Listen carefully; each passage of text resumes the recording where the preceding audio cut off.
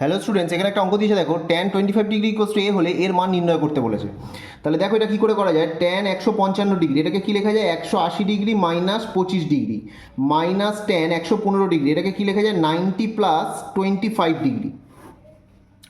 ঠিক আছে স্টুডেন্টস, আর এখানে কী লেখা যায় একইভাবে ট্যান 155কে লেখা যায় 180 মাইনাস 25 ডিগ্রি ইন্টু ট্যান 115কে লেখা যায় 90 প্লাস 25 ডিগ্রি। তাহলে এখানে দেখো ট্যান 180 মাইনাস থিটা, কী ফর্মুলা, ট্যান 180 মাইনাস থিটার ফর্মুলা হচ্ছে, এটা সেকেন্ড কোয়াড্রেন্টে পড়ছে, তাহলে সেকেন্ড কোয়াড্রেন্ট মানে হচ্ছে ট্যান হচ্ছে নেগেটিভ, তাহলে হচ্ছে মাইনাস ট্যান থিটা মানে minus tan 25 degree, minus tan 90 plus 25 মানে এটাও সেকেন্ড কোয়াড্রেন্টে কিন্তু এখানে 90 ডিগ্রি রয়েছে, তাহলে ট্যান 90 প্লাস থিটা কী ফর্মুলা, মাইনাস কট থিটা মানে মাইনাস কট 25 ডিগ্রি।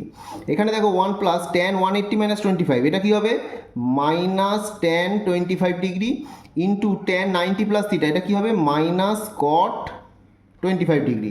তাহলে এখানে দেখো স্টুডেন্টস মাইনাস ট্যান 25 ডিগ্রি মাইনাসে মাইনাসে প্লাস কট 25 ডিগ্রি, আর এখানে দেখো এটা হবে 1 মাইনাসে মাইনাসে প্লাস হয়ে যাবে, তাহলে প্লাস এবার ট্যান 25 যেরকম ছিল লিখবো ইন্টু কট 25টাকে 1/tan25 লিখবো, তাহলে এই ট্যান 25 কেটে যাবে, তাহলে উপরে কি হলো মাইনাস ট্যান 25। দেখো ট্যান 25-এর ভ্যালু কত দিয়ে দিয়েছে, এ দিয়ে দিয়েছে না, তাহলে এখানে মাইনাস এ হয়ে গেল, আর কট মানে হচ্ছে 1/tan, এবার 1/tan25, কট 25 মানে 1/tan25, ট্যান 25-এর জায়গায় এ বসিয়ে দিলাম, আর এখানে 1 প্লাস এটা কেটে গেলে 1 প্লাস 1 2 হয়ে যাবে নিচে, তাহলে কি দাঁড়ালো 1/a মাইনাস a বাই 2, তাহলে কত হলো 1 minus a square by 2a, এইটা হয়ে গেল answer students, 1 minus a square by 2a।